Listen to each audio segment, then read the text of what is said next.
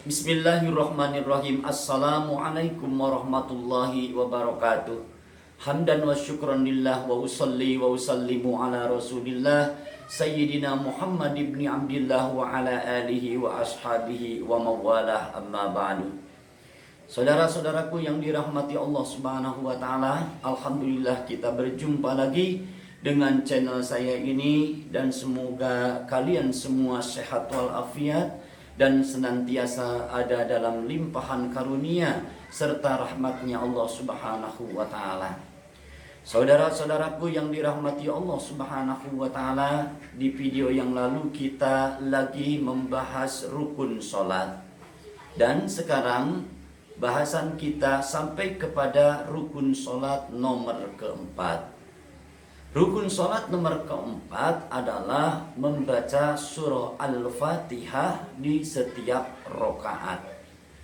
Maka apabila dalam salah satu rakaat tidak membaca Al-Fatihah, maka sholat kita tidak sah. Ini berdasarkan sabda Rasulullah Sallallahu Alaihi Wasallam, riwayat Imam Al-Bukhari dan Muslim, la sholata liman lam yaqra bi fatihatil kitab. Tidak sah salat bagi orang yang tidak membaca Fatihah kitab. Dalam masalah ini terkecuali masbuk, yaitu orang yang berjamaah tapi tidak ikut dari awal. Bagi masbuk tidak diwajibkan membaca Fatihah. Maka apabila masbuk sempurna membaca takbiratul ihram, sekali lagi, apabila masbuk sempurna takbiratul ihram lalu imam ruku, maka bagi masbuk langsung ikut ruku beserta imam, dan sholat atau rakaatnya itu sah.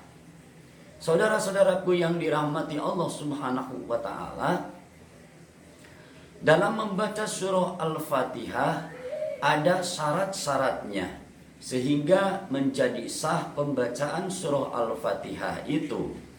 Ada 10 yang menjadi syarat-syarat Fatihah. Yang pertama, tertib. Fatihah harus dibaca dengan tertib, artinya menyusun sesuai dengan ayat-ayatnya, sesuai dengan susunan ayatnya. Yang kedua, berturut-turut, artinya tidak boleh disela dengan kalimat yang lain. Nomor ketiga, menjaga makhraj hurufnya. Menjaga makhraj hurufnya artinya jangan sampai tertukar antara makhraj sin dengan sod, dal dengan za, karena itu berakibat merubah kepada maknanya. Jadi makhraj hurufnya harus benar-benar dijaga. Nomor keempat, syarat Fatihah menjaga tasdidnya. Jadi menjaga tasdidnya yang 14 itu. Karena kalau tidak dijaga tasdidnya, maka akan kadang merubah kepada maknanya atau merusak kepada maknanya. Contoh seperti tasdid yang ada pada lafaz iyyaka. Kalau tidak dibaca tasdidnya, kalau tidak ditasdidkan, jadi iyyaka na'budu wa iyyaka nasta'in umpama, maka itu berubah artinya, karena iyyaka kalau tidak ditasdidan maka berubah maknanya jadi dawu samsi, artinya cahaya matahari. Jadi maknanya yang tadinya iyyaka hanya kepada Engkaulah na'budu, kami beribadah. Kalau tidak pakai tasdid, iyyaka na'budu, maka artinya jadi hanya kepada cahaya matahari kami beribadah. Kan jadi kupur.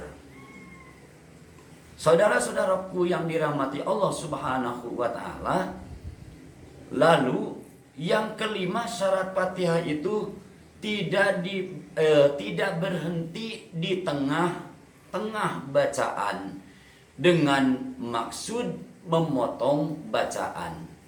Tapi kalau berhentinya karena lupa atau karena udzur yang lain sehingga berhenti, umpama untuk contoh lupa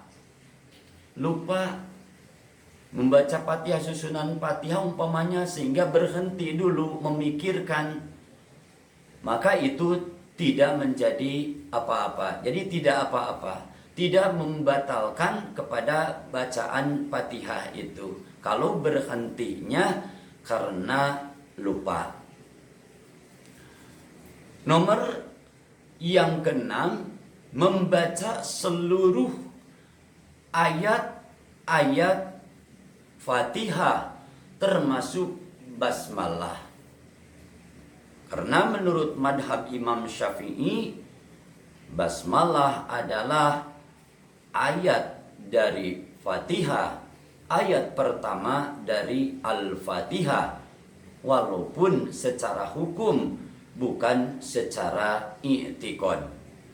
Sebagaimana Rasulullah Shallallahu Alaihi Wasallam bersabda, "Idza qara'tum bil Fatihati faqra'u bismillahirrahmanirrahim."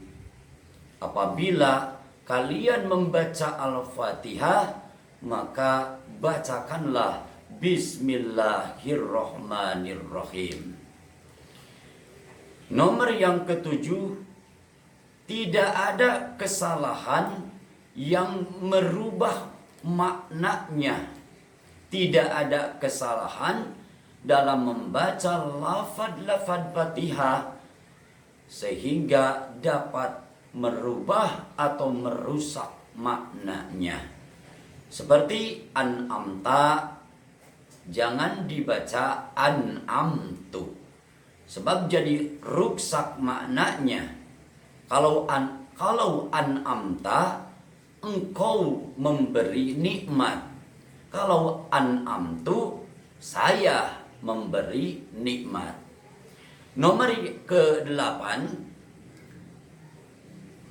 ketika kita membaca Fatihah, syaratnya harus didengar oleh diri sendiri.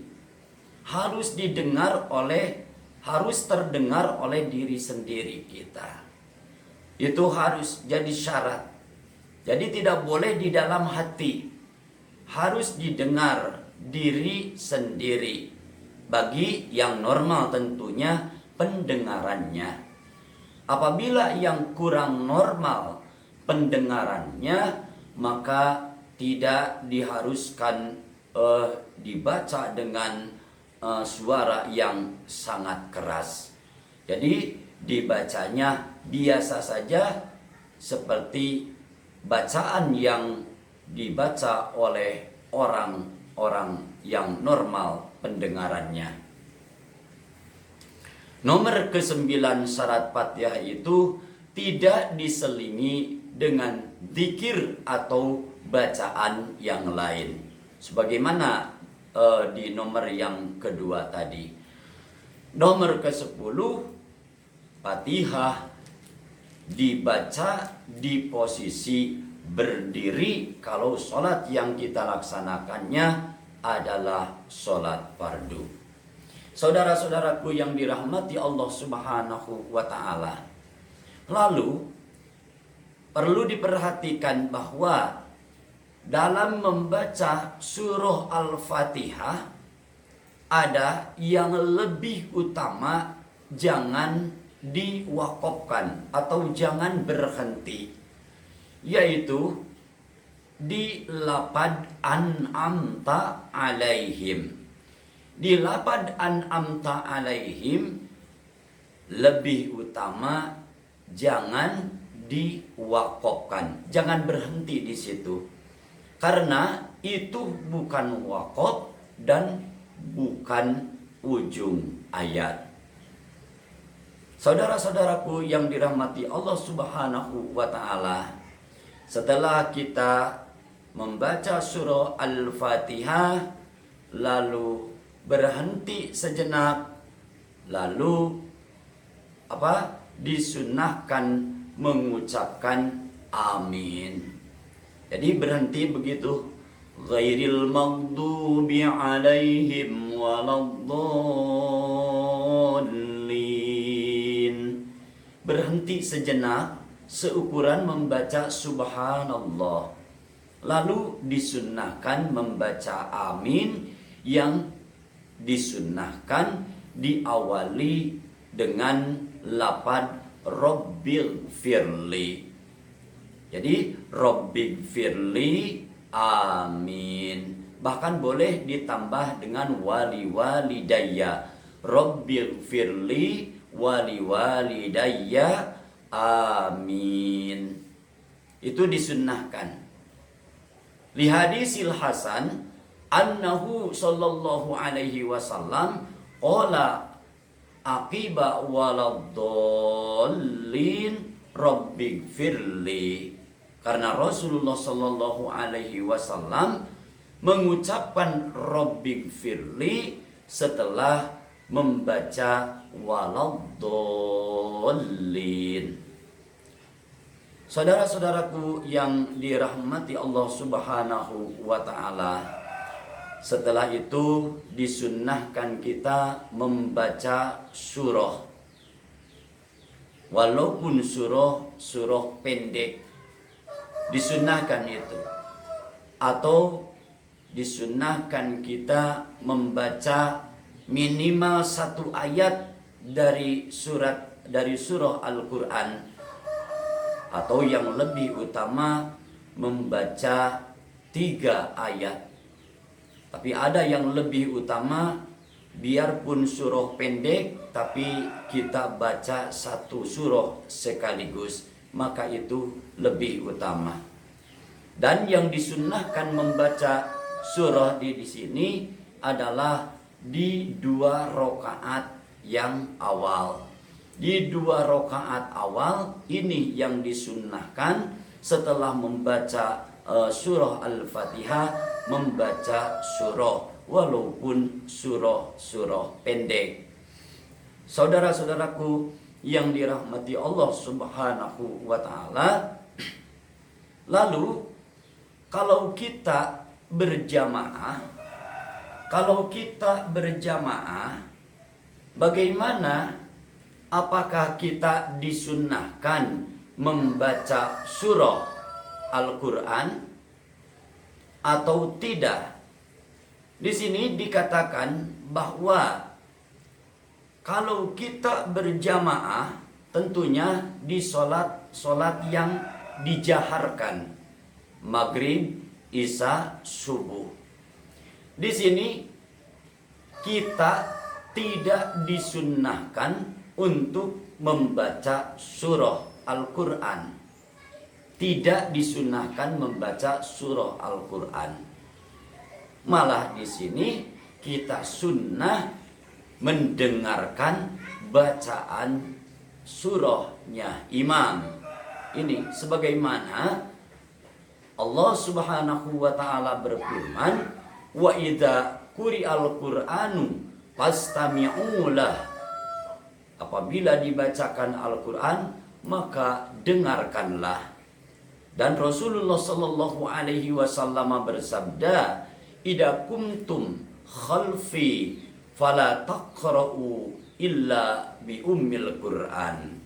Apabila kalian berada di belakangku, maksudnya lagi berjamaah berserta Rasulullah, fala taqra'u illa bi ummil Qur'an, maka jangan membaca surat terkecuali membaca Ummil Quran, artinya membaca surah Al-Fatihah. Saudara-saudaraku yang dirahmati Allah Subhanahu wa taala, di video kali ini saya cukupkan sekian saja. Semoga bermanfaat bagi kita semua. Wassalamualaikum warahmatullahi wabarakatuh.